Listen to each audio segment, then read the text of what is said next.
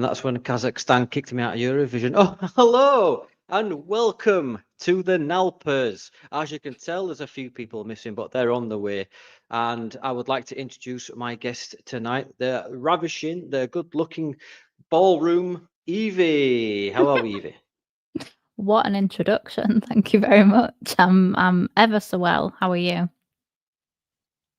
I'm slightly burnt, as you could tell, and I thought let's dress up. Obviously, it's now tradition that we assemble.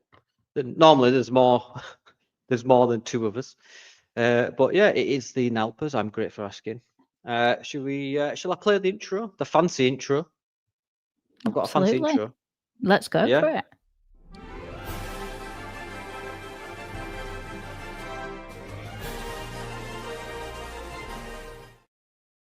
The NALPAs. I feel like we should all be clapping because it's what they do at the Oscars whenever something snazzy comes up on the screen. Like a proper. Oh my God! Look at that. That's amazing.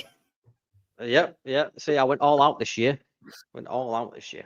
Let's see who have we got in the. Oh, Zane's here. Zane's not been around for a while. Where have you been hiding? Welcome back to the show, mate. God, Queen Evie. Wowza. I think we've pulled here, Evie. Oliver's liking the Yes. the get up. You know what I mean? I do have dinosaurs on my my dicky though. Zane, I've just praised you, mate. Don't start on me. And Dave's here. Welcome back, Dave. Even we've all not been waiting.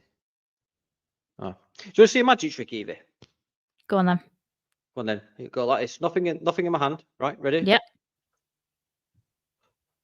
There it is. I've just spruced up a Jay with a tie on. Yeah. Welcome, Jay. How are we? I'm all right, mate, now that things seem to be working. Seem to be working there. Oh, here we go. Our member, 78 RPM Saviour. Hi, all. I feel underdressed in my skids and string vest. Don't worry, mate. Don't worry. Come here. But first and foremost, Jay, how are you? I'm all right, mate. I'm a little knackered. I think I've had too much sun this weekend. Just feel half dead. But soldiering on. Do you, by any chance, have the ginger gene? There's an element of it in there, certainly. Yeah. Well, yeah. That's as far as I'm going to go on that. Right then, let's get into the first award, shall we? So I'll go with. Let's go. Let's have a look. What should we go with? We'll go for young player of the season for you. Who was your young player of the season, Evie? I'll come to you. Oh, see, that's really quite difficult because we haven't had that many. Mine? Yeah, you go for it. You go for it first. Wilfred Nonto. Nonto for me. That's a cheeky one. Yes, I think because he's a young'un, and you can't really say Harry Gray, can you? You can't say James DeBayo. So I think there's only one. Even Ramazan is a little bit older than Nonto, so I go Nonto. I've got my reasons why, but what about you, Jay? Shall I come back to you, Evie? Come back to you. Would you agree? Me? No, the other Jay. Because you said come back to you, Evie, so you really confused me then. So I didn't know what the hell were going on. No, I said I'll come back to you, Evie. Okay. Go on then, Jay. Do you agree with what I said? Pretty much. There's not really anybody else in the young player bracket that's had the chance to really do anything. So it's pretty much a default vote for Willie Nonto here. Well, I don't know. There's Mateo Joseph. If you don't think he's not the only choice. Fuck all. Okay. Evie, I'm assuming that you're going to say Nonto as well. It's kind this is going to be a short show. It's kind of got to be because Jay's bang on in the fact of, obviously last year we had Archie, and for as much as it would be really nice to just say Harry Gray, just for shits and giggles, we can't realistically say that would be probably harsh, because for me Nonto's not been my player of the year, so young player of the year. probably does him justice. So yeah, I will agree. It's a full house. Yeah. So Nonto is the young player of the season. Zane, I'm not going to bring that comment up. So let's go to the next one. So we'll go to signing of the season. Who is your signing of the season? Jay, we'll start with you, buddy. Ooh. I think purely because it's a permanent signing and it was so cheap, it's got to be Tanaka. There's just, you can't get better value than that for me. It's like the Aldi of signings. You know, you find something that's just amazing. You think, it'd be crap. It's from Aldi. Nah, we're not interested in that. And then you try it and you're just like, holy shit, that's amazing. That's the Tanaka. Aldi of all the Japanese shops and products to go with. You chose Aldi. Mate, they've got world German. foods. German. They've got world foods. German. Every day's a school day. I genuinely thought it was like Swedish or Norwegian or something like that. No, it's Aldi and Lidl, two German brothers. Oh, right, okay. Genuinely. Is one big and one's little? Hey. Right. We've got a few people in the comments here, mate. Agreeing with you, saying it's Tanaka. What about you, Evie? Is it Tanaka for you? It's Bogle for me. I just love him because I think I just like an arc as well. Tanaka came in and he was pretty much brilliant from the get-go. Obviously came in under really crappy circumstances with Gruev and Ampadu both been out with, at the time we thought potentially season-ending injuries, and he came in and was fantastic. Whereas Bogle, throughout pre-season, I was not impressed. The beginning of the season, I wasn't impressed. And then he's just grown in confidence. And as he's gotten to know the players, the system, the club, everything, he's just become one of those figures that I think he has potential to be kind of cult hero kind of status just because of the shithousery. I'm not saying that he's going to be absolutely phenomenal in the Prem, but I would like him to be given a chance. And yeah, so for me, Bogle, because I like a story, and he's got a story. So yeah, for me, it's Bogle. I agree. I was going to say Bogle. I just feel like in the first couple of weeks he was sort of finding his level, finding his energy. Obviously, we were warned that defensively was rubbish, and I think we've seen that a few times. But I think as the season's gone on, I think he's been phenomenal.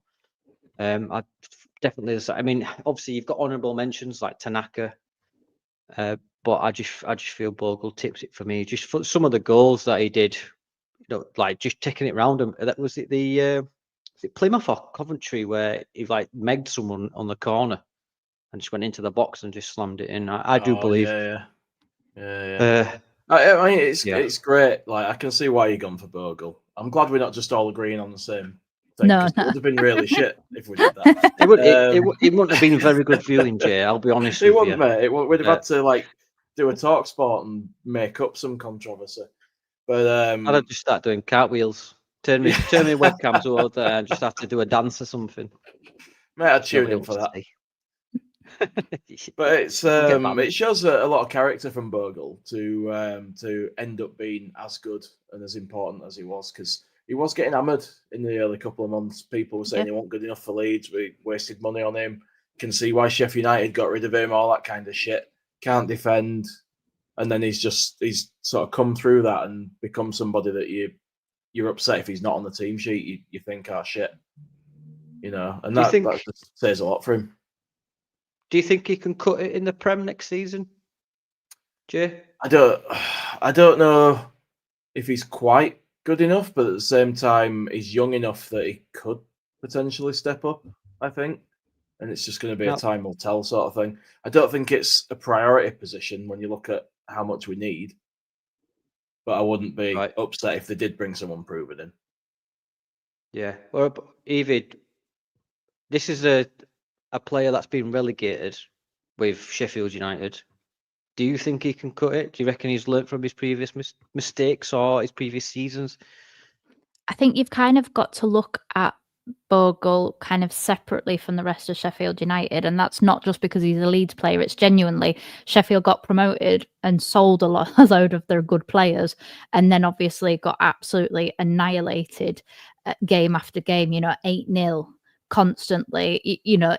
We saw that ourselves multiple times. No matter how good Ayling was, he got done so many times, but we wouldn't have changed him either.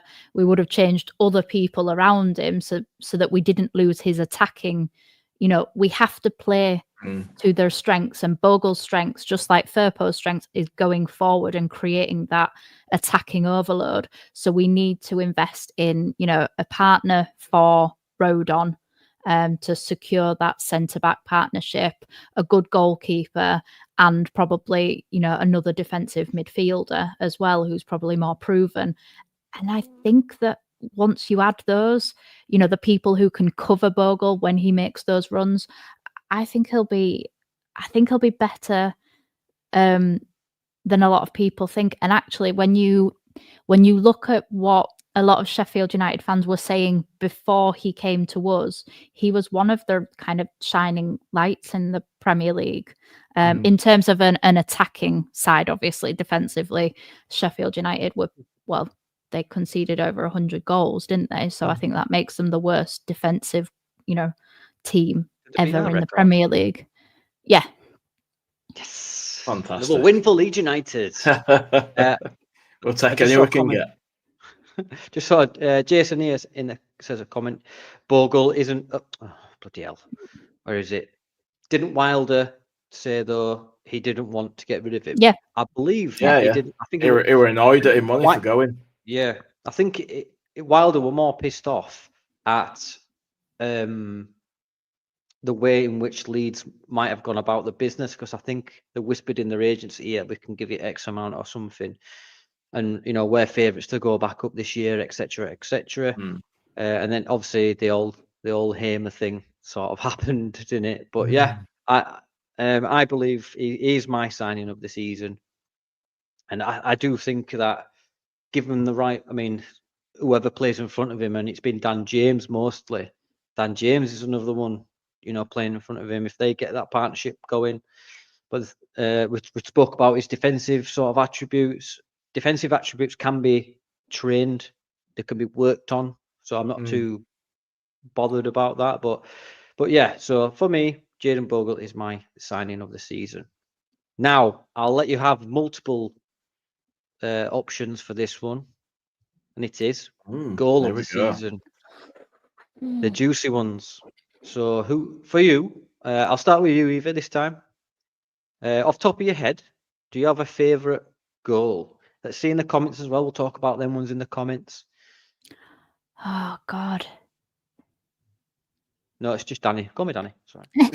Oh, what a man! What a myth! What a legend! Legend in his own lunch break. I think. I'm trying to remember the Dan James goal where he was like, I think it's on the edge of the box, and he gets it kind of top corner, and I can't remember what game that was in. Was that Plymouth? I think it was Plymouth at home, where he just hit it in the right side of his boot and it went to the top corner. Yeah, I think for me that I think because it was Plymouth, yeah. I think Lockie said ages ago, if you put a compilation of Dan James's goals from the last 2 seasons, you'd put him right up there with kind of like Messi, because of the fact that he just manages to score these absolutely outrageous goals. If you put no other context about his kind of career and you just showed those goals, he scored some of the best goals that I've seen for Leeds United. But that, obviously that doesn't always actually say what type of a player somebody is, but he has scored some fantastic goals. So yeah, I probably think that one. Either that or no, I have a second choice as well, but it gets overlooked because of the goalkeeper, Tanaka against Hull. Hull away, yeah. And that was his first goal as well. Yeah, And but it I gets mean, I was, overlooked because of the result. yeah. Well, we'll talk about that later on in the podcast. But I was talking about this goal earlier on today with Joe from Derby Days, who's been on the show before, and I said it was almost Click-esque. If you remember the goal that Click scored against Middlesbrough, where it was just like a heat-seeking rocket and it bent in. It was almost like a carbon copy of that, and that's what I loved about that. It's a great goal. What about you, Jay? Have you got any more goals? Lay them on us. Lay these goals all over us. God, I was going to say that Tanaka goal, but then before you came to me, I changed my mind. I decided that I don't think it's the best goal from a technical perspective, but my favourite goal was the one that won the title from Solomon against Plymouth. It had to be said, didn't it? It was just the feeling, just the elation, it was just amazing. It was brilliant. I ended up knee sliding in a bar in Harrogate and photobombing some women having a picture taken, and I absolutely fucked my knee. It's like I ended up with a right scab on it. I didn't care, you know. Yeah, 5. I would just hey.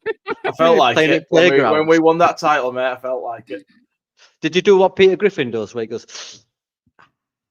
Yeah, I did afterwards. Yeah, I'm like, oh fuck. And then next day when I was like, oh shit, fucking. You know, when you remember. Is that we have to talk about this one. I mean, obviously that was a great goal, but I think that was a bit too obvious, Jay. That was a bit too obvious, wasn't it? Hey, you asked what my favourite one was. Yeah, can I give you true. My answer? That's true. You can, and that's how language works. Now, Sam Byram's scissor kick against Luton. Oh. Now. Oh yeah. Let's talk about that one, because what impressed me about that one was that it was natural. It was a natural reaction. And Evie, I don't think you, of all people, expected that, did you? Well, no, because it's Sam Byram who, like, until he came back to Leeds, like, he hadn't scored for just a ridiculously long time. I'm pretty sure he hadn't scored since he was like back with us or something like that. There was a ridiculous stat that he'd scored like 1 goal since he'd left Leeds United, and then over the last 2 seasons, I think. Did he? Yeah, I think there was like 1 goal. But he scored at least 2 this season, and he scored at least 1 last season. So he's at least scored 3 in 2 seasons when he hadn't done for multiple years before. So yeah, I think with him being obviously a Leeds fan and, you know, academy product and everything like that, it just means so much more when one of our own scores, especially when he's not in a position where he should be scoring, you know, like, why is your right back or left back in the middle of the box type of thing. You know, it was it from a corner originally when the ball went in, or was it, I can't even remember the build up to that goal. I remember the goal. Not sure. Basically, I think he tried to cross it, but it deflected back to him, and just naturally he just went hiya, proper. Even shouted hiya. You didn't see it, but I actually did the motion under the table and banged my knee. But is your knee now scabby? Yeah. Yeah, now there's 2 of us. But this was all of us. This was all of us when we saw that going. Like, wow, how did that go in? How did that go in? But yeah, that was There's been some good goals. Was it this season when Pirro did that one where he like took it onto his left foot, then onto his right foot, and so he sort of ran in diagonally in just one motion? He just like left to right, bang. Was it? Yeah, I think so. I feel that was against Sunderland, but I can't. No, I don't know if that's just I've got my mind playing tricks somewhere. They're not the obvious ones like strike against Sunderland, Firpos against Sheffield United, but both of these are Pirros. Now, the first one, that my favourite goal is, we'll talk about some of the others in the comments in a second, but it was against Watford, Jay, that you're talking about, where Solomon hits it towards Watford away. Solomon with the assist to Pirro. He then takes it. He knocks it to his left foot and he puts it in the corner. It was one fluid motion, and I loved that. It was one foot to the other, great goal. It was lovely. Great goal. Now, my favourite goal was Pirro against Stoke away, where we could barely see it on the screen. Oh yeah, So, like that was they were like the some- ridiculously foggy game, wasn't it? That was the game I Yeah. went to. We could At see one bits point, of I it, then you couldn't because the fog kept coming in, then lifting again, then coming in. Yeah. It was, At one point, I thought the Night King from Game of Thrones was going to turn up because it was that foggy. He were behind The, bar. You weren't very like- friendly. You're a bit frosty. Yeah, frosty customer. But yeah, so you think it's got you think the movie's dead? The keepers, is it Johansson's sort of covered his thing, and then it just hangs there for a second, and then it just smashes it on underneath the bar. There's nothing that you can do. It's precise, it's powerful, and it's straight in. Now I've just okay, all right. We've got Detective James has dropped in to say hello. Oh wow. If he's there. Hello? Broadcasting from the BBC TV licensed detective van. I don't know if he can. Hold on. Yeah, he's listening. So try again. No, James, if you can hear us, mate, there's something going on. It's like a screaming. You have to restart or something. Right, yeah. So I'm starting to think was this is a pres- bit it on was this pres- podcast, you know, when you try I and bring know. James in. It's just I know. it's become a feature now, hasn't it? It's yeah. So it's precise. Do you know the one I'm talking about? Where it's just straight underneath the bar and Yes. I'm trying to anything think. to add to that? Another one. No, mate, because my Basically, memories are the very balls come vague, through. but I know which goal you mean. The ball's come through.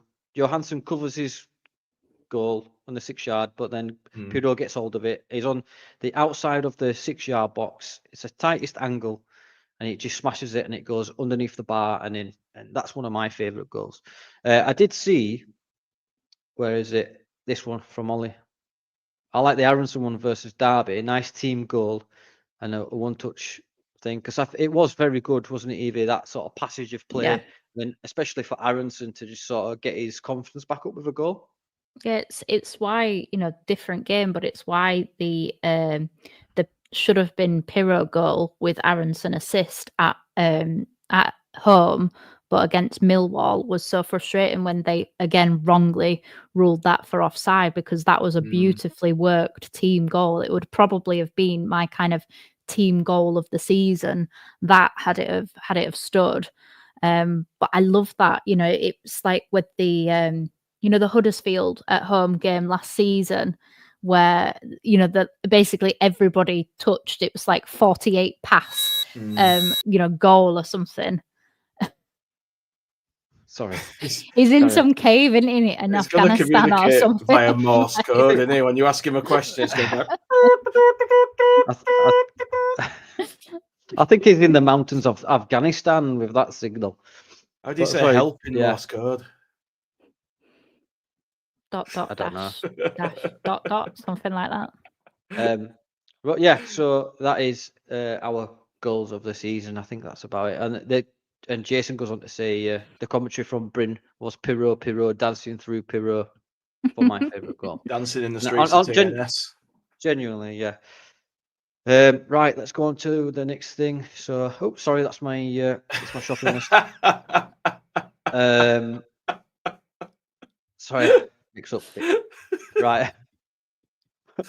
Let's go on to we'll save that one there. So moment of the season for you.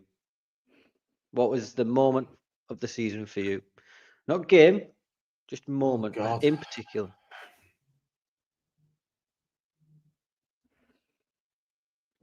God, I've no idea. I'll tell you mine. And I said this on another podcast earlier. The Leeds parade, the Champions parade. Jay, we were there together.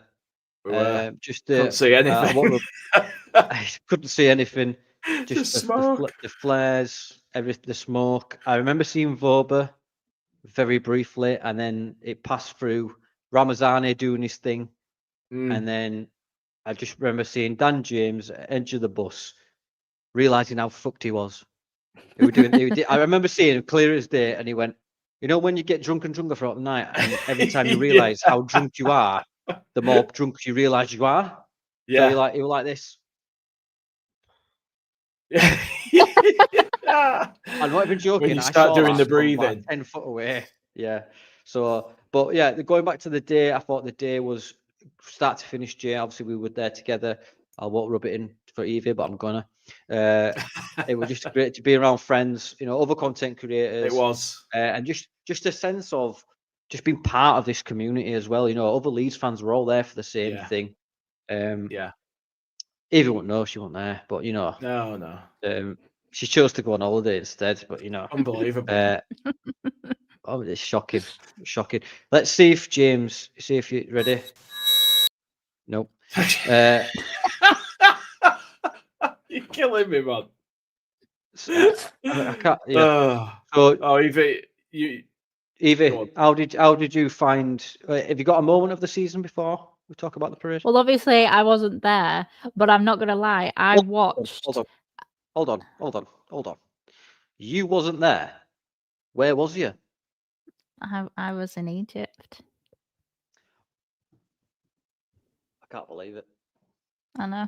Egypt. Shut it down. But if it makes you feel any better, I was in the airport lounge whilst watching the Plymouth game, and in the lounge you're not allowed to wear any sort of football memorabilia or anything. So I had these little I have some like Leeds United earrings, so I felt really naughty because I was in this lounge where you're not allowed to wear anything that's like deemed offensive or football or sports related.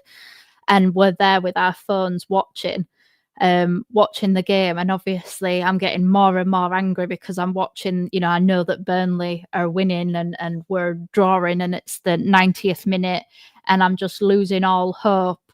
And both, like, me and my husband, we were sat opposite each other watching our phones, but my phone was slightly ahead of his phone for some reason, and we were watching and I'm there and I'm like, as I see the goal going in, because all I want to do is like scream. Yeah. And it was one of the weirdest feelings because I had all of this pent up like excitement and joy and just everything, and I couldn't do anything. And literally 20 minutes after the final whistle went, we had to go and board the plane. So it wasn't even like I could watch all of the kind of everybody's reactions afterwards or anything. I literally had to just like sit there in my seat, just been like, I'm really like, I just want to get to the hotel right now because I want Wi-Fi so that I can watch all of this.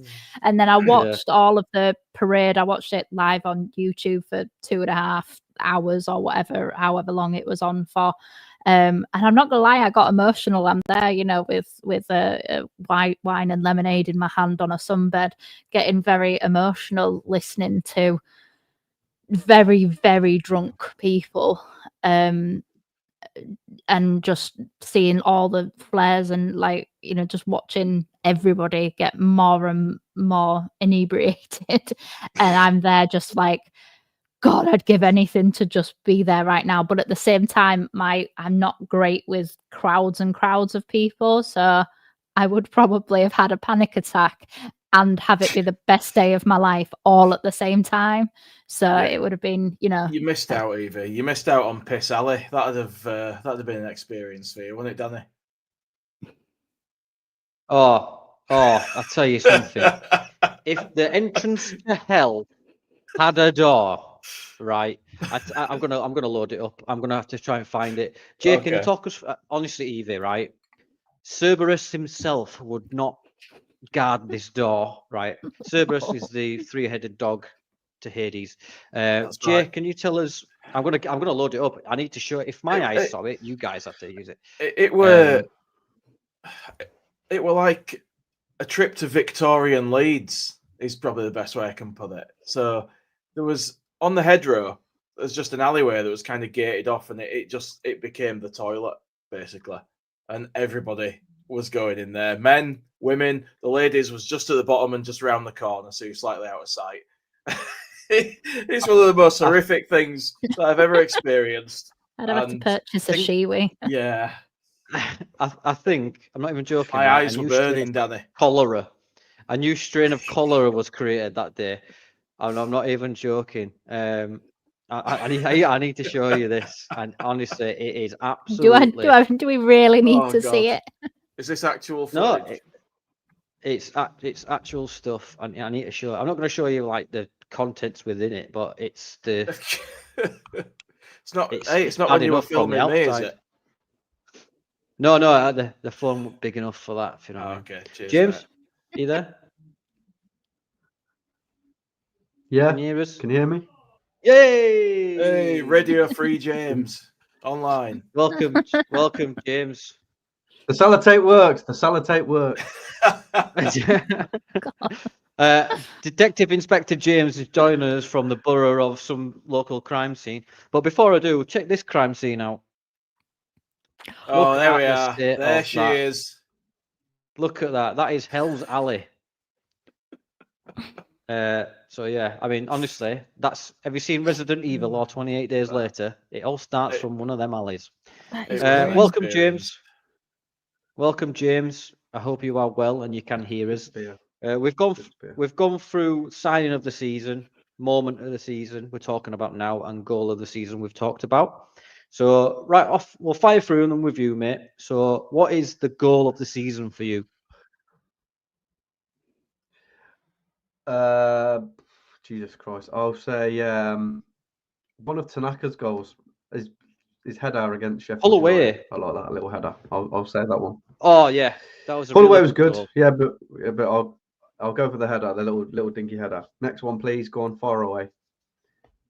Signing of the season for you. Joe I said Rodon, Bogle. all the way. I love the man. Oh yeah. Hell, I forget about Joe Rodon. How can you Oh forget God, about what a Joe? silly goose I am. What a silly goose I am. I'm gonna go. I have to go live here now. I'm gonna keep popping that up. It's too clean for you, Dan.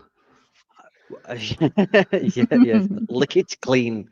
We did say young player of the season, which was sort of, directed in one place, and I said Nonto. Would you agree that Nonto is sort of like the young player of the season for you?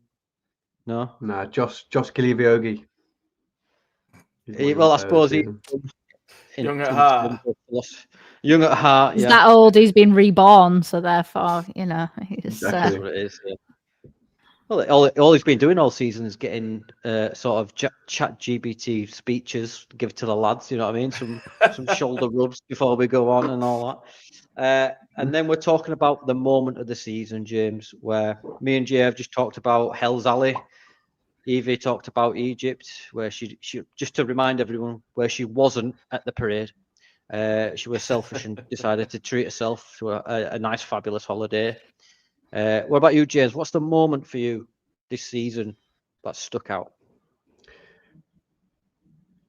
I mean, there's been the moment for me that really made me in them on goal difference, even though they had an amazing defensive record and everybody about it. The fact we beat them that way is my moment of the season. Who was that? Sorry, you broke up for me there. Say that again. Did you get any of that? Did you get it? It'd be beating Burnley on the last day of the season. Oh, fuck, I've gone. Pippin. All right, so Pippin. We heard clear as day. On goal difference, the fact that the defensive record was amazing. Do you know what? Right, I'm gonna go buy you a new fucking laptop because you need one.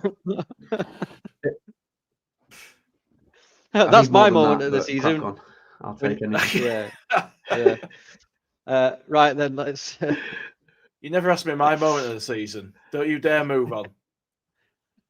Well, you fucking chat. You talked about what a chaotic podcast this is. It never changes. Go on then, It's Jay. great, mate. Never. For me, it was a winning goal going in for Burnley against Sheffield United. You picked that twice now. You can't have the goal of the season. You put it down for goal of the season. No, well, I suppose moment of the season. Burnley beat them. Burnley beat Sheffield. The day that we got promoted. Oh, right. Sorry. I thought. Yeah, sorry. I was thinking about the trophy. Sorry. Yeah, you're right, Jay. I stand corrected. Well, I sit corrected. I can't stand. That's right. My legs hurt from banging my knee earlier. But yeah, just that entire afternoon, to be honest with you, like being outside the ground with the players on the steps, partying and chanting about Wilder and people climbing lampposts and climbing on top of the gate and pyro going off, and it was what a day. And in the Peacock, when Burnley scored those goals and everyone's jumping around and tables are collapsing, they were amazing. Yeah. Were you there, Evie? Yes. Wow. Ooh. Evie, were you there? Was I what at the ground? At the He was Peacock? riding a camel. No, I wasn't. You miss I had- I wasn't everything. either. I had children. Hey, not all of us are season ticket holders. God. Yeah. It costs like £100 a game to go. No, that's true. Reckon That's you're a true. Leeds fan, do you? Name 3 songs. 3 songs. Fair post.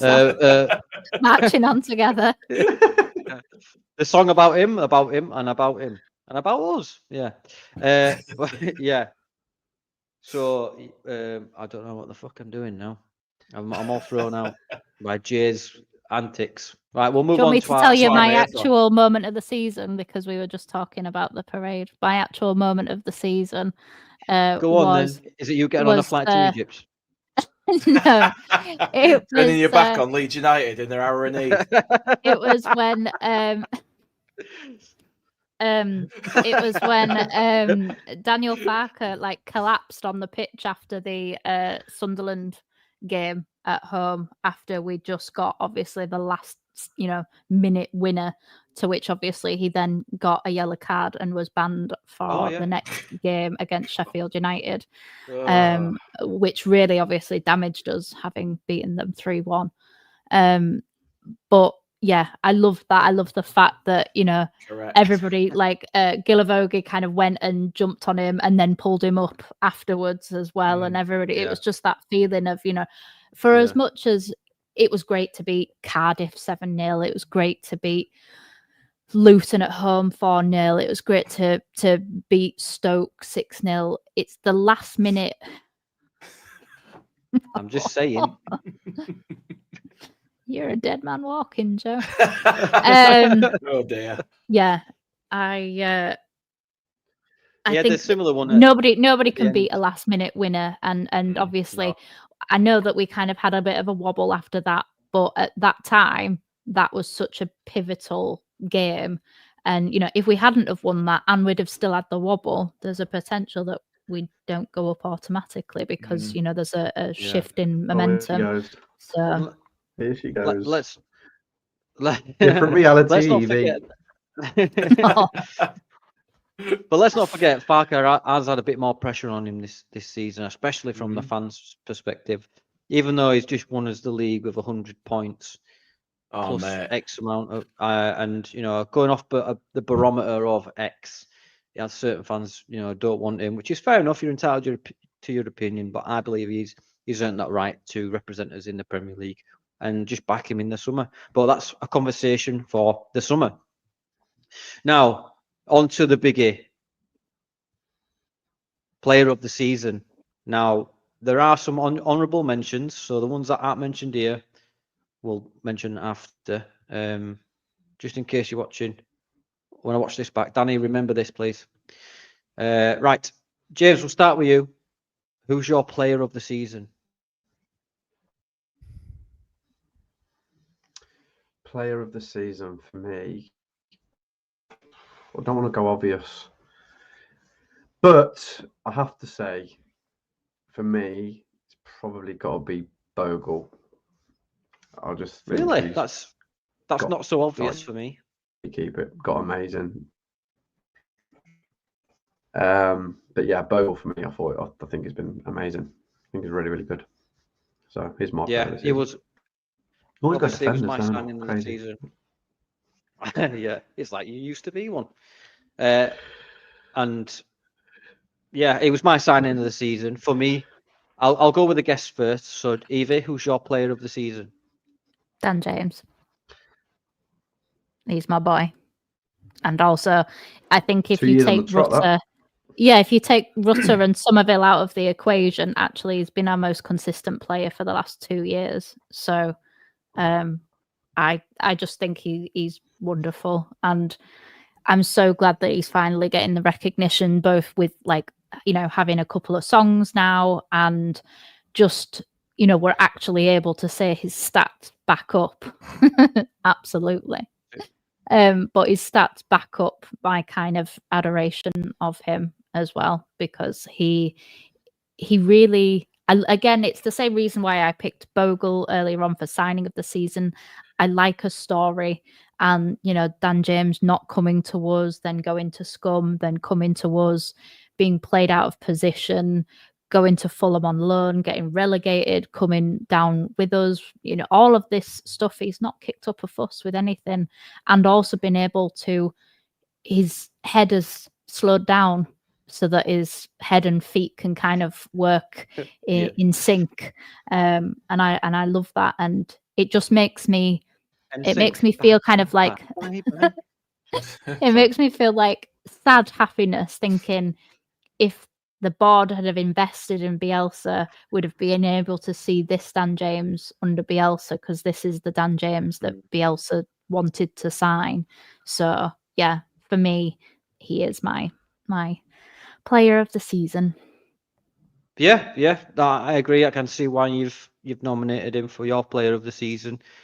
He has had a good two, especially last season, and a good season last season. He is a very good servant to Leeds United, in my opinion.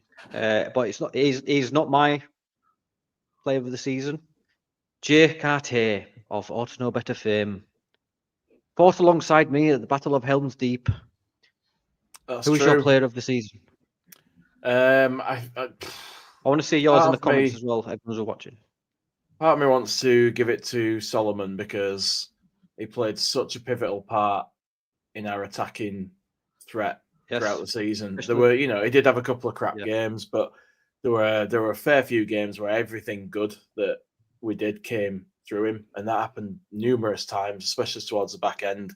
But I think purely for consistency, reliability, and how sort of important he's been to the team, I'm going to give it to Rodon, because he's just been there. You all bastard! Season. You bastard! Nicking my nominations. No, I wholeheartedly agree. Joe Rodon has been an absolute brick wall for me. He's been reliable. He's been a colossus.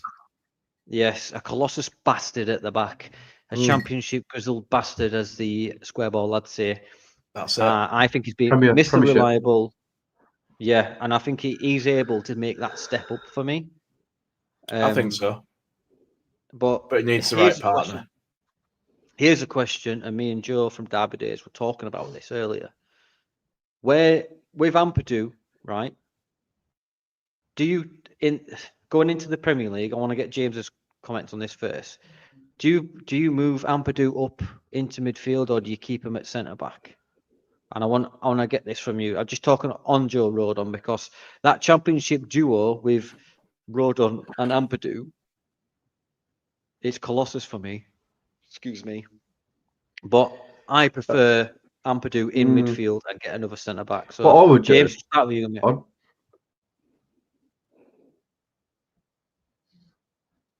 Yeah, I agree. I think even Farka wants him as a midfielder. Like it's his most important player. But I would move him up and get an adequate centre back for Rodon. But again, he's there as well. So I wouldn't mind him playing centre back with Rodon, because I've got that understanding. But I would like him playing in midfield, because I think he can be very good in the midfield. But I wouldn't argue if he played centre back with Rodon either. Yeah, I think it'd be. Can they make the step up, Evie? Yeah, I think so. As well, we have to remember that Rodon scored his first and probably only career goal as well this season, because he seems to be determined to defend it even when we're attacking. But I think he can make the leap. The only thing that I would say is he does a lot of holding on to players in the box, and in the Premier League, players go down, and that gets given as a penalty. So that's the only thing that does make me a little bit cautious, is he has to learn to let players go, because the ref might not see it, but VAR will. So it's something. They will when it's though, us. because we all- Yeah, they will when it's Yeah, us, and that's we all true. know that. Yeah, Um, Hawkeye. What I mean, if a goalkeeper can get away with handballing it outside the box, if you saw yesterday's game, I saw you the know, still of it. absolutely horrendous were officiating his for me feet in the personally. box though? Because I haven't seen any stills. I just saw it But live. the ball was outside the box, His feet were in but the whether box. the keep, yeah, but this is His where it's hands grey over the area line. because Doesn't his matter. hands over the line. His hands out yeah, of the box. but- Hands the- out of the box is penalty. yeah. Well, it's a red card Well, for me. free This is kick, the only didn't- time I'll back it- Wayne Rooney. But is it though? Because that's exactly what Darlow did.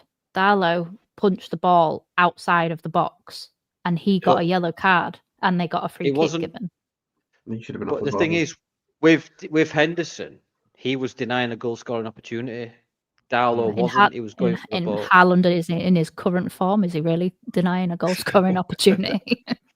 Well, he might be But cheating somewhere now. So Don't come And on this also- podcast. he's and doing it on also, purpose so we can Haaland, bowl. out of the 8 finals that he's played for Man City, has got no goals, no assists. So yeah, he's Saving probably it for wasn't going later, to score. aren't you? At the back post. There he goes. Yes, a red card. Not a penalty. Yes, a red card. In this case, it would be a red because Dogso must be a Town fan, where Darlow's wasn't. Yeah, I mean, totally different. But Does the anybody fact is- really care that they weren't given a red card when it meant that Palace then won and Man City didn't win a trophy that they didn't want to win in That's the true. first place? I don't Newcastle care. win the League Cup, Palace win the FA Cup. Football is healing. Football is. Apparently so. And we're going up Can't and give a we won't shit. get relegated. So there we go. That's Tides It'd be are funny though turning. if City end up in attitude. conference. Yeah, that's true. Right then, Jay, Ampadu, Rodon, keep or split? Absolutely love them at championship level, but I think we probably would be more effective with Ampadu's passing and tackling in midfield and a ball-playing defender that's a proven Premier League defender alongside Rodon, someone with a bit of pace, probably. I think Yeah. we'd benefit more from that. As much as I love Ampadu at centre-back, I don't think it'll be as effective in the Premier League. Yeah, I agree. I said earlier with Joe on his podcast, not Joe Blackburn, Joe from Derby Days, that I prefer Ampadu in the Calvin Phillips role.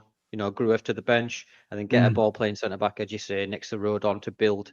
And the ultimate goal next season for me is just don't get relegated and build Yeah. and build and build. So, Do you know I Yeah. don't want in the Calvin Phillips role? Calvin Phillips. Calvin Phillips. yeah. Yeah. So let us move on to the next bit, which is a keep, sell, buy. And I'm going to throw some names out and I want you to tell me what do we do. Please get involved in the comments and we'll talk about those comments as well. So the first name I'm going to throw up is Matteo Joseph. Now, do you keep, sell, or not buy, sorry, keep, sell, or loan out? Jay? I think loan him out. I think let him have a season playing as the main man at a championship club. Probably a mid-table championship side because there won't be as much pressure on him if he's not delivering because it won't be a team where they're all going, no, it's costing us playoffs. Is just send him somewhere with low expectations like Stoke or somewhere in Swansea or somewhere and let him see what he can do. Wrexham could do. But they may have well. higher expectations. I think they'll struggle this time around as well. I think they'll find the step up bigger than they found League 2 to League 1. So it might not be the best place. Let Bamford go there.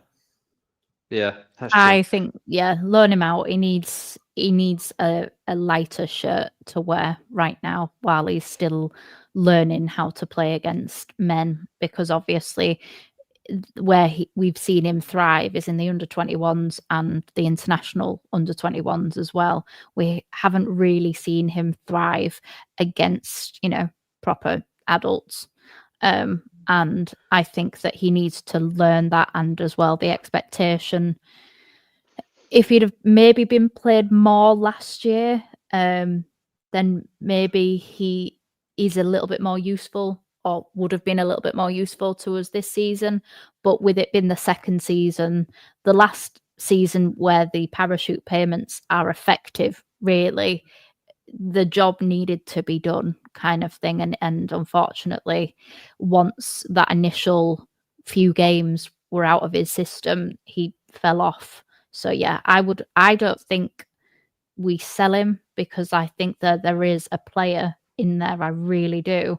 But he just needs to learn it in a place that isn't going to have the spotlight on him. And Leeds in the Premier League, well, I mean, Leeds in the Championship, but especially Leeds in the Premier League, it's too much for him. On the flip side of what there's just said, James, there's from looking at certain reports, there is a 10 million offer still on the table from, I think, was it Real Betis or a Spanish team? What would you do with him, mate? Bearing that there's an offer to sell him with 10 million, and it'd be just pure profit.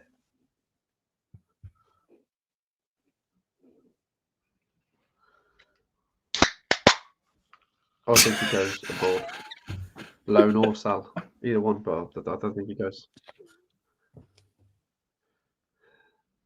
Right. I totally thought that opening that can were going to be your entire reply to that question. Then, so okay, that's Matteo Joseph.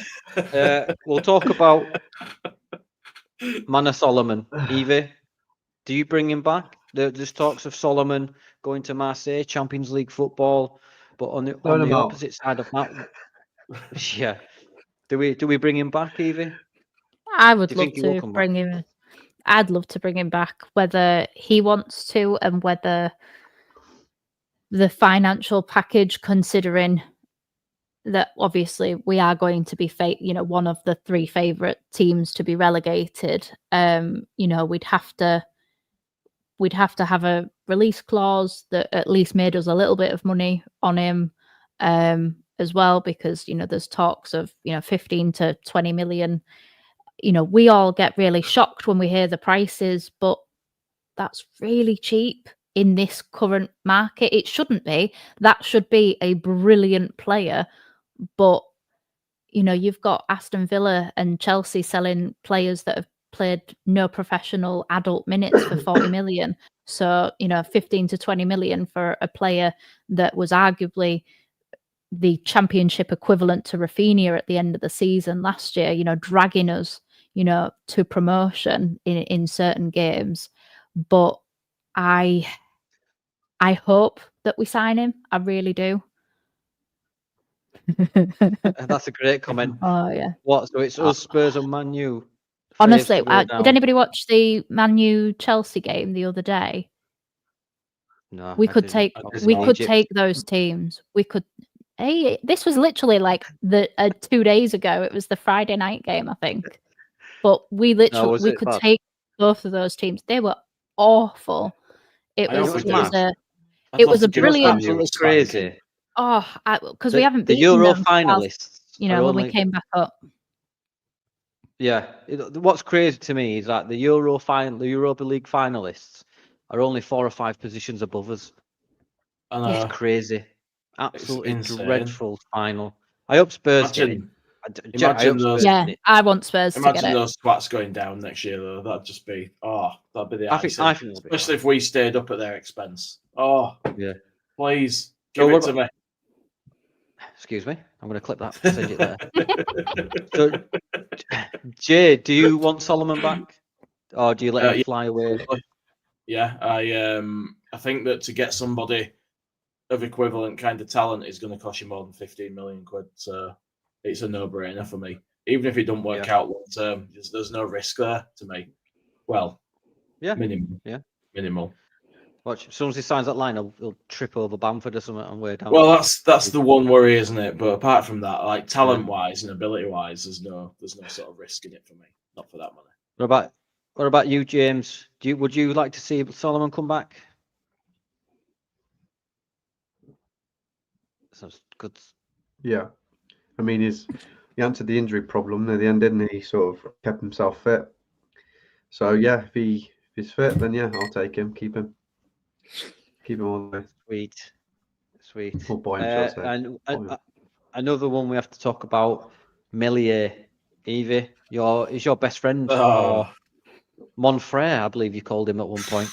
For me personally, Mateo Joseph needs to go out on loan for me personally, but if the price is right, I'd sell him, get someone else in, because we have to think about PSR as well now. Solomon, I'd like to bring him back, but no more than 15 million for me. If it's more than 15 million, then no, we'll have to replace him. And Who as would for you get? Melier, that's not my job. So Oh, you Yeah, but cop with out. with the Tosser. How much you costing with spending? the costing of everything right now, 15 million for somebody of his proven level, and he's literally proved it in our very team. 15 million's an absolute bargain. Like, you know, No, yeah, I agree. look at the amount of money that all of these other clubs have spent on basement crap that weren't proven and haven't gelled with their team. We already know he knows the style of football, he knows the club, he knows the fans, he knows the players. You can't get more of a like ready to go kind of stick it in the oven player than Solomon. So, 15, 20 Solomon's million. a ready meal. Basically, because he's literally ready to go. He's pre-done. That was this season, and now we just need to stick him on a 180 for 20 minutes, and it'll be 20 fine. minutes. I find it kind of telling that Evie puts ready meals in the oven rather than us commoners put them in the microwave. No, but yeah, Solomon, I'd like to have him back, but I don't want to be, I don't want to overspend on him. And Familiar, for me, it's time to move on for his own sake and ours. 100%. I believe that he's served his time at our club. Jay, sorry, I started with you, Evie. What do you think about that? Stick a good sell-on clause in case he does actually reach his potential that we once saw. But Yeah. Other than that, I think for everybody's benefit, because the moment he makes a mistake, he will not have any grace, like at all. There will be no wiggle room at all for him. He will he'll get crucified, and it'll I'm not advocating for this, but unfortunately with the crap of social media, it will be another Bamford situation all over again, and no player deserves that regardless of their form, but I can see it happening, and he doesn't deserve that, and we don't deserve that either. We deserve to actually, have we really had a decent goalkeeper since like Nigel Martin or something like that? We haven't really done, but we haven't really had a very successful 10 years. I'll have at least. Felix Wiedwald had a very good neck. He had a very bulky neck. That's the only thing. Wow. And he suited that fan's cap. That fan's cap that gave him at Barnsley. I thought he suited it. James, coming to you, mate. What are we doing with Melier? Do we send him to the farm, the goalkeeping farm up the road? Sell him his shit. Sell him his shit. Well, His shit. Yeah. It's crap. Get rid of him. Bye-bye. Shit.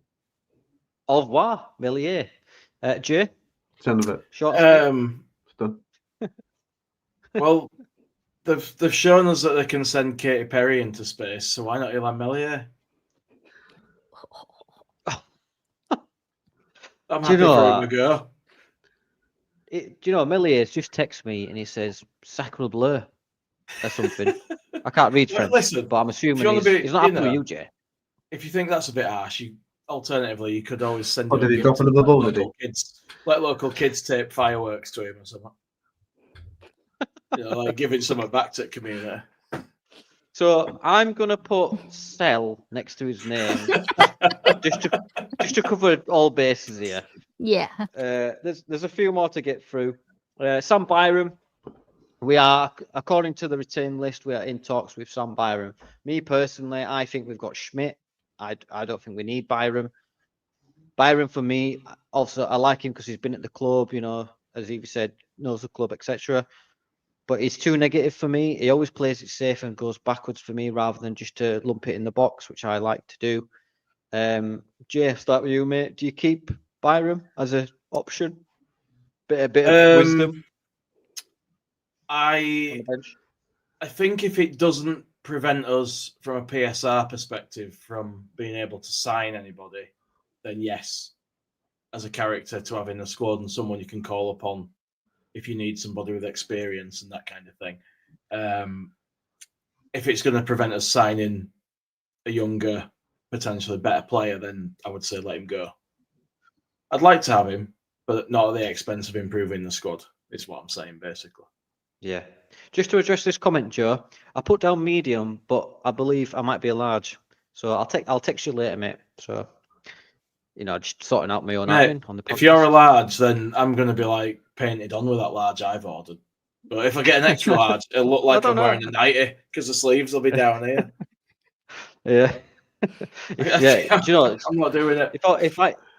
If I wear a belt and a tie, I look like a link of sausages. So I've gone with just the bow tie tonight. James, coming to you, mate. Sam Byram, do we keep him or do we move him on?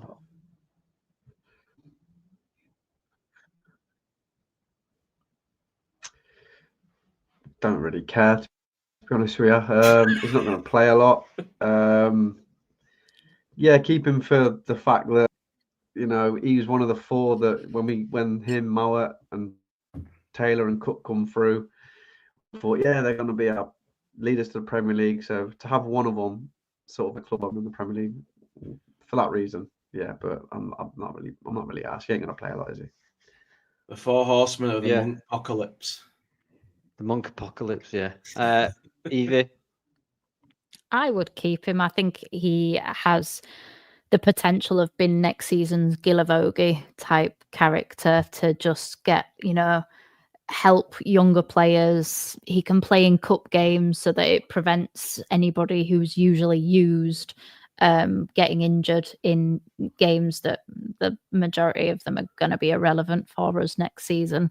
But agree with Jay in the fact of if it's going to harm us, I don't really see how, because he's going to be on next to nothing in comparison wages. Yeah, he just wants to be here, right? So like he'll kind of take whatever you kind of, as long as he can pay his bills, he'll kind of, take whatever, because the likelihood is he will be played very little. But you need players to play against in training, and he will be useful. Oh wow. I could just imagine Sam Byram just stood there pretending to be a defensive wall with a bib on. I know that sounded really harsh, but at the end of the day, if he was going to get injured in training, you're a mannequin, Sam. Sam, you're a mannequin. Yeah. I'd rather him get injured than I want to see contract conversation. It's just like, look, Sam, we're only going to be able to give you 50 grand a week. It's going to be like, oh no, what am I going to tell my missus? 50k a week. Jesus Christ. I know, yeah. How will I live? No, as well, to Jason's question, he doesn't, because we've got we have the second smallest squad in the entire championship. So Byram definitely doesn't take. And not many senior players. Yeah, so no, he doesn't. Not age-wise, anyway. Just on the back of the Millier one as well. Obviously, Xavier has mentioned Alex Cairns. I think we keep Cairns as the homegrown option, and I think we keep Darlow, and I think we get a new keeper in. That's what I think will happen there. Moving on then, Wilfred Gnonto. Now, I know he's had quite a good season, and I know that he's our young player of the season, but there were times where he came on and he wasn't effective enough for me, and he was quite sloppy. Can he make the step up, James, to the Premier League? So what would you do with Gnonto? Would you keep him?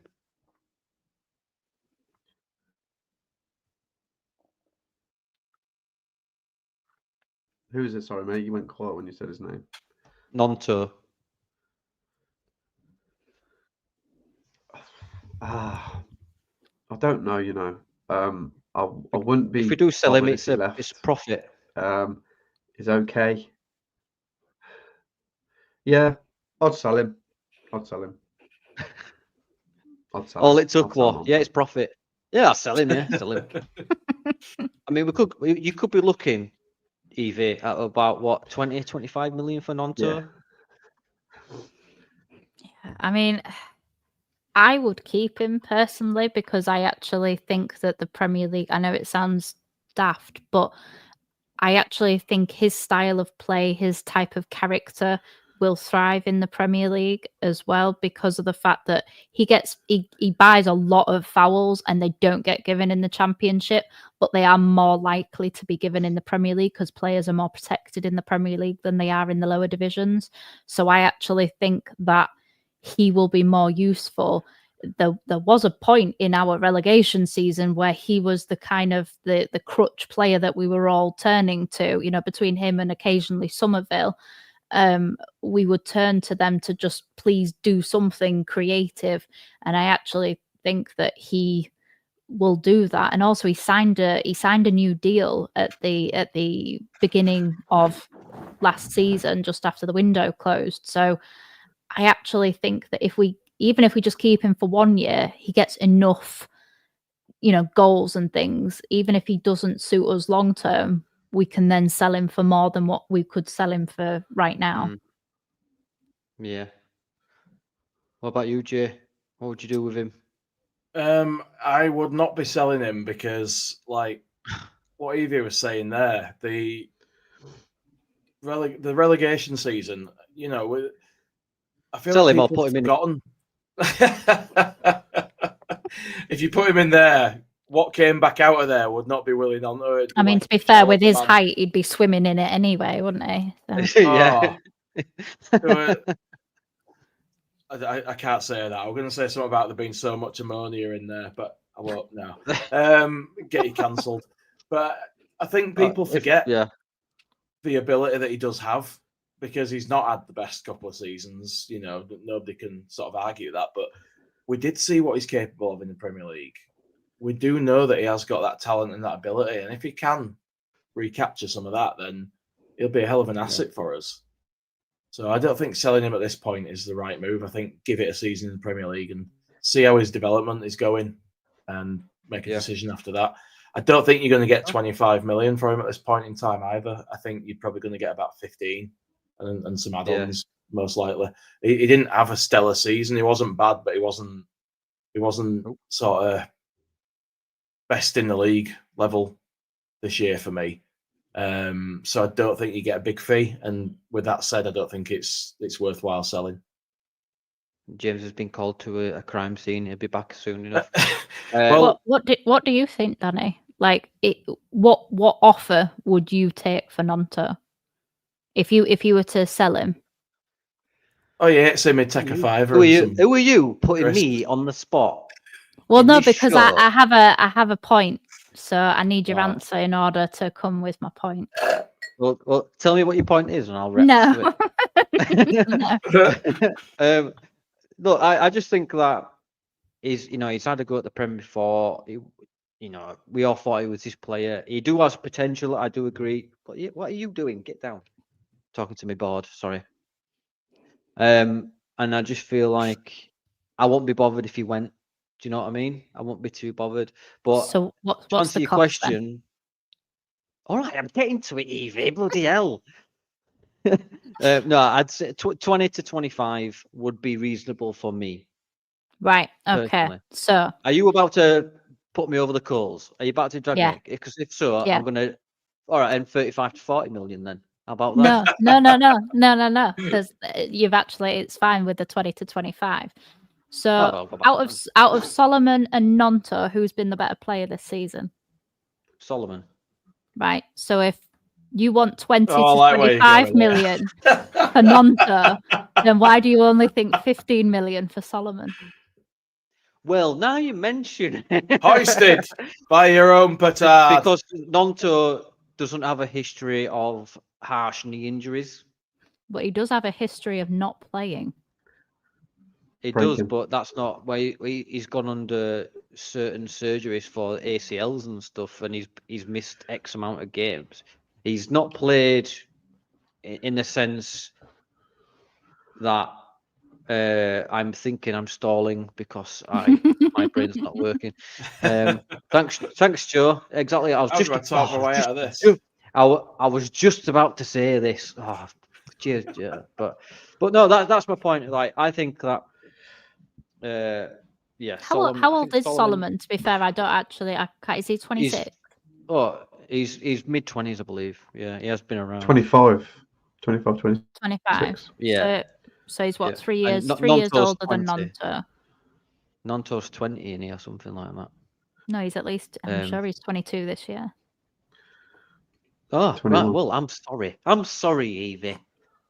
No, I'm no, just- no. It's a I'm great just- point. You make a great point. I'm All just jokes aside, saying you that, make a great point. Yeah. It's just It's 30 in just about to 5 address this years. point. Yeah, he retires in 25 years. No, just to address that point, I believe that 15 million or more for Solomon is a bit of a gamble because he's got a history with injuries. That's purely just on that. No, With I get that. Nonto, I get that. I was just being a yeah, bit facetious that's all it because, no, because it's me. I get it. I know. Leeds' expectations of what we think our but players are give worth, us the whereas championship. the expectation of what we're willing to pay for players, the two are just vastly different. Yeah. What we No, think yeah, I Leeds agree. players are worth versus what we are willing to, pay for somebody, especially when it's somebody who we've already seen get us over the line and win the championship. Yeah. No, I agree. But do you choose Champions League football over standard Yeah, Premiership no, well, relegation? that's where Yeah, his decision, comes. But at the end of the day, Champions League football isn't all it's cracked up to be when you're in that. Oh, is that from when particular- you played Champions League football? No, is it, Evie? no, right. Just hear me out. I know that sounds ridiculous. No, That'll be go like on, some sorry, of I- the commentary Look- on the charity game. A new When I champion- was in Look at the- Champions League. Look at the teams that get into a lot of European football from the Yeah. other leagues around Europe, and it doesn't necessarily mean just he doesn't. That's the point. I'm the point, certain yeah. that man knows better than to even bother. God bless Absolutely, James, he does. wherever you are. Yeah, he's keeping very quiet at the moment. He's doing as In he's his told, cage. like a good boy. Stop talking. But, you've got to Treats like a think spider Champions League. in the What you're grass. going to Stop play talking. half a dozen games all season. It's the actual league that you're going to be playing in. So many Yeah. Look at how many players that we lost to Bournemouth, like because of the fact that they're playing in the Painful. Premier League, and actually they weren't in as good. They're financially very stable right now, but what I mean in terms of they want the Premier League. It's the league that's going to get you the most exposure. It's the league that's going to get you the highest wages. Yes, we don't have European football to offer, but neither did Bournemouth, neither did Brentford, neither did Everton. All of these teams. Neither did Sheffield United or Burnley when they were up, when we first came down, and we still lost out to them with players. So there is still a massive pull of the Premier League that I think sometimes we underestimate because we think, well, of course they'll want Champions League football, but we're in the Premier League, Yeah, no, I agree. Right then, moving on to another two, Rothwell and Vauber. Jay, I'll start with you, mate. Do you bring Rothwell back for a cheap fee? I personally see Rothwell going to Bournemouth need to get rid of him, and they'll get rid of him to a Championship team. He needs to find a home. He obviously won it with he won against us with Southampton last season. Vauber, I do believe he has contributed this season. He has scored a goal, but I think he's gone. So right quick, what do you think? God. So Verba, I think we sell him. I think too much water's passed under that bridge, and he had this season to kind of reassert himself and show himself to be a part of it all. And to me, he seemed very much like somebody on the fringes who's not really all in like the other lads are. I could be wrong on that. It's just how it feels. I don't know. It leaves me cold. I don't. I don't have any connection to him, if that makes sense. So for me, Yeah, I'm happy to let him go, despite the fact Right. he has looked half decent when he's played. Who was the other one? Yeah. Sorry, 'cause my brain's gone blank. Vauber and Rothwell. Rothwell, I don't think we sign him. I think it would be purely for sentiment if we did. I think he was the right guy at the right time, in the right situation, and everything just kind of fell into place and it worked. But I don't think that he's somebody that we'd want to rely on as like a first team player in the Premier League for me. Yeah, I agree. And then Evie, what's your thoughts on them two? And then I we'll mean, move on to the Verba, last one. adios. Bye. It's been Auf Wiedersehen. tedious to know you, kind of thing. Yeah.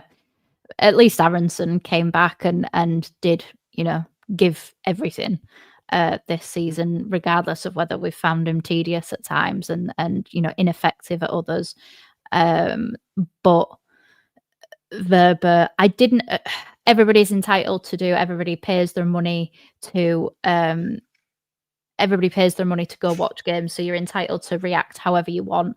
I'm not a booing of a player type of person, and I didn't think that when we were doing the, was it after the Bristol game, and everybody was coming onto the pitch and getting cheered and clapped and everything. Yeah. And I know that there were audible boos for him. I just didn't think that was the right place, but that's fine. Do whatever you want to do. But he scored a goal. But he also scored an own goal, so he's come out net zero of the game of this season. So I believe he scored the own goal against Middlesbrough. I'm pretty sure at home. So yeah, I'm not interested in anything to do with him, really. We don't have any connection. He was here 6 months in the relegation season, decided to exercise his right to not stay in the Championship, and then came back, was injured for the majority of that. Yeah, he's got a medal or whatever for winning the Championship, but yeah, please go away now. I'm done with you. I don't wish him any hard will, but I also, if he continued to step on Lego for the rest of his career, I also wouldn't be sad about that either. Stubbing his little toe. Yeah, Rothwell, I kind of, it's awful. I don't wish him any ill will. I just hope he has foot pain for the rest of his life. Yeah, that's fair. Yeah, exactly. It seems it's a bit like the heartache that we feet. suffered when we got relegated, so it's fine. Yeah. So Rothwell, I kind of agree with Jay in the fact it would be sentiment, but at the same time, I loved watching him, and I think that the last few games, I think we'd have probably won the league earlier if we had had an option to have Rothwell to come off the bench and potentially create something, a free kick for Tanaka or just something. But if he was a couple of years younger, he would be a great squad option. But he is 30, and we need experience, but we need the right experience. And I feel sorry for him, because it's like he's forever the bridesmaid, never the bride, because he's won 2 Championship medals in the last 2 seasons and yet hasn't been taken by either club.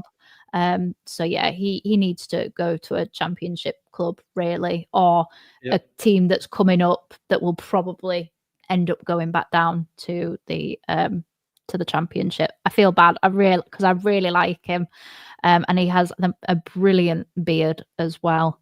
But yeah, I just don't think he is. If he was a player that could come up, if he had the name Aylin or Cooper, people would be like, definitely don't sign him. It's Sentiment FC, all this, that, and the other. So if we're going to say that about them, we kind of have to say it about Rothwell. So yeah, unfortunate. James, just before we move on to the last 2, what's your thoughts on Rothwell and Verba? I ain't got any on either of them. They won't be here next year. Cool. Okay, we'll move on. He's got to keep it funny because they're executing him at 9. Something's about to die. Right. Yeah. So moving on, let's go on to Aronson and Bamford. Jay, in fact, James, we'll start with you. What happens with Aronson and what happens with Bamford for you, buddy? Bamford's got to go. He's got to go. He's just got to disappear from us. He's never gonna is never going to play consistently, and we need something better than in the Premier League. Aaronson, I'm probably one of the only people that feel a bit sorry for him because I think he's been hammered all season. He's done a job. Can he do it in the Premier League? I don't really think he can, but maybe a squad player. I haven't minded him, to be honest with you. But yeah, he'll probably go as well, I reckon. Yeah. Okay. Yeah. No, I agree. We'll go with you, Jay. Then Aaronson, Bamford. Where do you stand? Not on his neck. You've ruined my answer now. They can go with Melier to space if they want. They can all get in that little pod, or they can go on a little holiday to explore Titanic in a submarine if you fancy that. That is brutal. I want them to move on. I don't. Paddy's time's done. He's been a great servant, and he should go with a blessing, even though he's not been at his best the last couple of years. There's no doubt he cares. He does care. He does try. So he should get a pat on the back. Cheers, mate. Thanks for your service. Off you go. Aaronson should just be lucky to get a plane ticket and shipped out. Quite brutal tonight, aren't we? Bloody hell. I'm not holding all back now after the season's over. That's true. I think with Aaronson, I don't think there's anyone else that could do the dirty work. He does run around like an angry chihuahua trying to find his toy. I don't know what kind of metaphor that was kind of trying to be, but everything up until the 10 role he can do except score and find that pass. He can score, Evie, before you come at me. I know he can score, but I believe can't assist. But that's just me. Bamford, it's time to move on. Obviously, start of an era when Bielsa was here. I think it was the first signing, I believe. But I think, me personally, who's going to pay 20, 25 million, 30 million for Aaronson in order to recoup?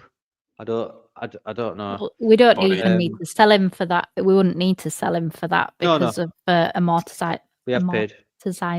Yeah, amortization. That's the word. I couldn't actually get it out of my mouth. But yeah, personally, I'd keep Aaronson because as an impact sub, we can't just get rid of everyone because we just can't. Like, that would be carnage. That it's like Forest type carnage if we just got rid of everyone and got loads of new people in. We need squad options, and for me, Aaronson is a serviceable squad option when you've got tired legs, and when you're coming up against, because Burnley aren't going to be the same Burnley. Obviously, there's a lot of talk about some of their defenders getting picked off. Trafford, might go, so we'll probably be able to beat Burnley next year. And whoever else comes up, we've probably already beaten them this season. So, especially if it's Sheffield, we've done them twice. So yeah, I unless we can get a ridiculous offer, which I just don't think we're going to, we need some bench options, and Aaronson is versatile and has got energy. Lots of mistakes happen with defenders who have got, if you've got a thin squad and, you don't often change your defenders. So if you've got tired legs, if you've been, say, having Dan James and Solomon, a number 9 and a new number 10, running at you for 90 or 80 minutes, and then you've got Aaronson coming on causing mischief, fine. Like, he isn't great. I'm not going to lie or anything like that and try and make out that he's wonderful, because I got incredibly frustrated with him. But I just don't think we can afford to sell everybody. And we've got a summer, but it's not that long in between. By the time they get back off their summer holidays and everything like that, we don't have that long to buy players, gel them in, and get ready for a much tougher division. So yeah, and in terms of Bamford, yeah, he needs to go for everybody's sake. Leeds have failed when you think about it recruitment wise. We should have been able to have a replacement after the 2021 season, and we haven't. And we're 5 years on, and we're still having a Bamford conversation, which that isn't on the player. That is the board. That is the manager. That is the recruitment. The player just, he's got a contract and he's going to stay until something either better comes along or whatever. It's not on the player. At this point, it is on the club. So if we are still having this conversation, something is wrong. Yeah, I mean, that's just not going to happen. We've been waiting for that to happen since that one season. Right. So, yeah, I think, James, have I got your opinion on Bamford and Aronson? Yeah, you did, mate. Right, okay. I'm assuming it was short because I can't remember it.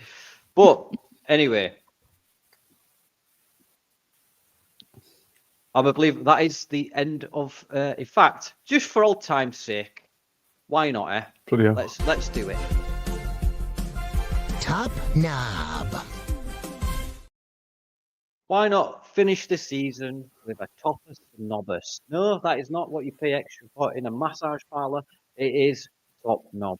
And just for some clarity, knob stands for nuisance or bastard. Badge medal. Jay, has anyone off this week? Do you know, it's really annoying because there was something that really irritated me, but now I've completely forgotten what it was, even though it really pissed me off at the time. So I will go with the Sun for being clickbait bastards because they put a story out about us releasing 11 stars when the retained list came out. There were not 11 stars. Yeah. Well, yeah. There wasn't one star being released. We'll just throw the Sun in there anyway. What about you, Evie? Has anyone wound you up? I mean, was it a flight back from Egypt? Was that okay? I mean, to be fair, it really wasn't. We landed back at like 5 o'clock in the morning, so it was quite a painful, day. And then I was. Were you there during the parade? Is that right? I could feel the death stare and the hateful thoughts coming through the camera. Sorry, last one. I promise. Until I come on next time. Just like yeah, that's right. Oh God. Ooh. Can I do like a prediction for my knob of the top knob?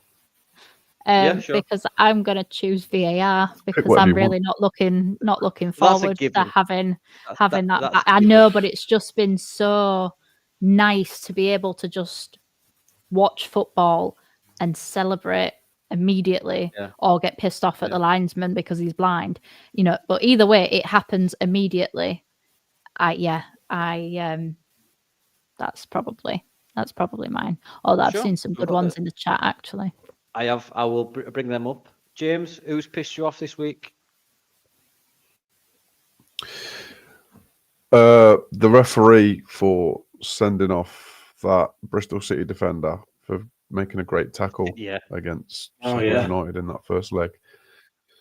I'm going to nominate him because I think that absolutely just changed the whole dynamic of that game. I'm not saying they would have won, but there's something happened to your mic, mate, because you sound sexy. You've got a proper deep voice now. You're like Barry White. Sounds like Batman. Yeah. I just keep flicking and flopping between different screens and mics. I'm just a chameleon, and none of them work properly.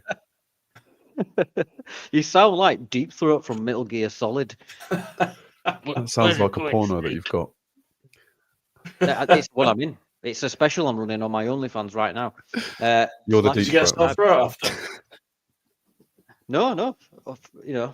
It's. I used to swallow fiery thoughts when I worked. Doesn't even touch the sides. No. Doesn't. No. Do you know what they call me in the circus?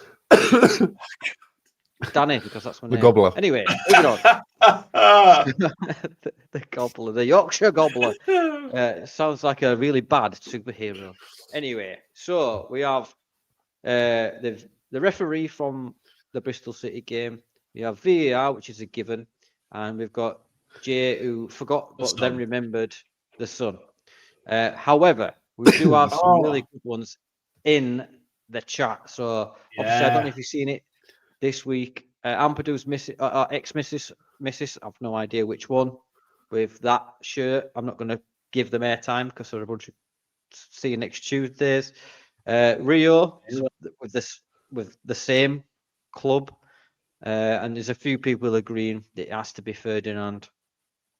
Yeah, that's I have good to, shit. I My have brain to went agree. blank.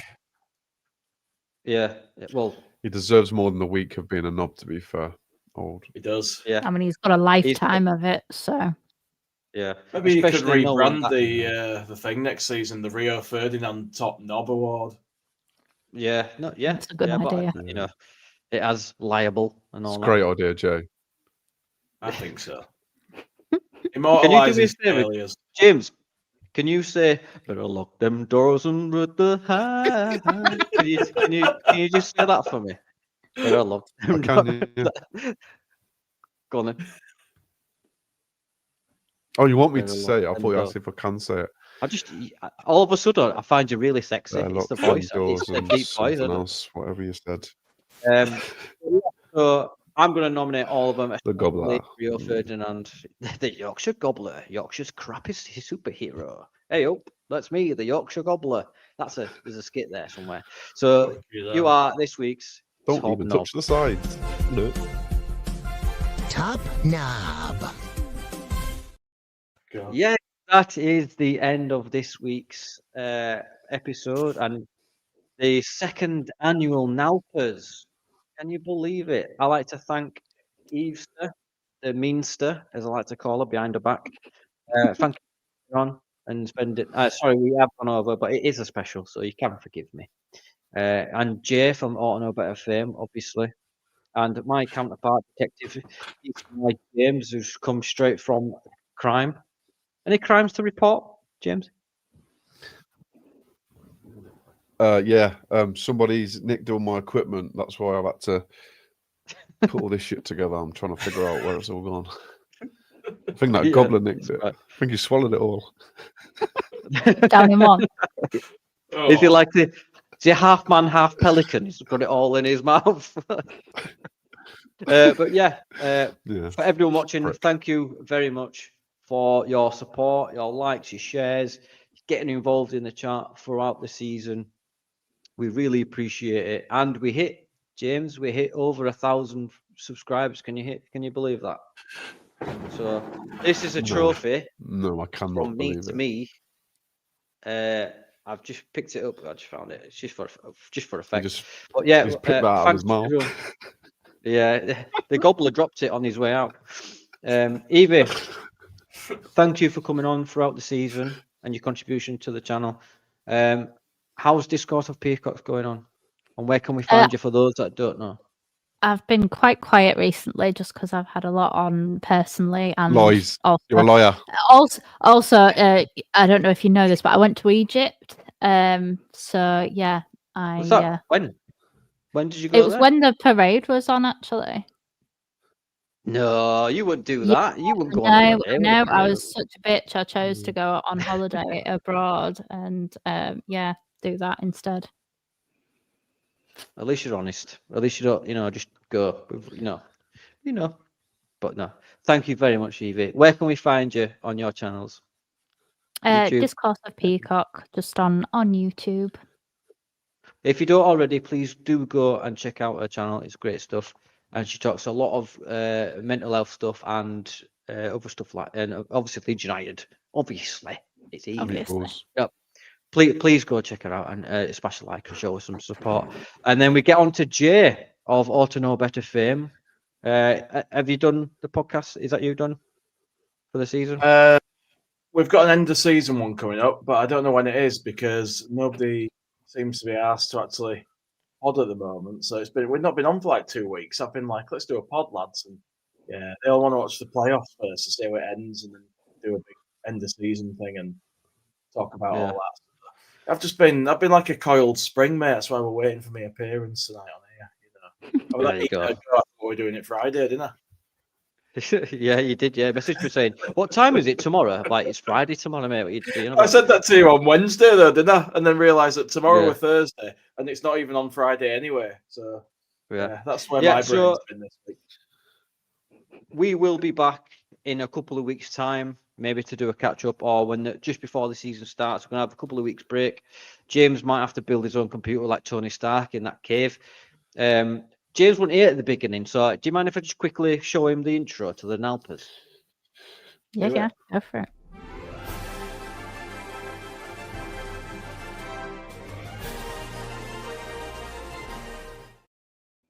Yeah, not bad, eh? Not bad, Love it. not bad. Yeah. So yeah, please do like and subscribe, and obviously, Great. I put some skits out and stuff on TikTok and Instagram. But please, thank you very much once again. And a wise Italian man once said, Yeah, don't forget to like and subscribe, lads. Top notch. Hey up. Bye bye. Have a nice week, lads. Oh, "Thank bless. you very much, and we will see you in a few weeks' time. War Piglet. Have fun." War Piglet.